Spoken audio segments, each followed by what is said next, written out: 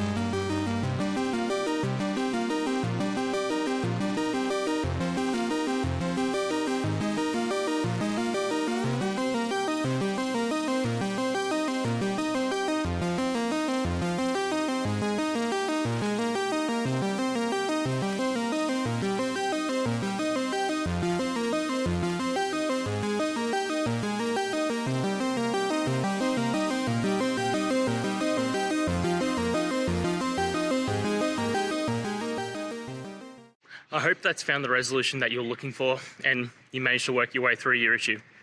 Please, if it did help, hit subscribe. I'd really appreciate it. And until the next technical time you need help, have a good one.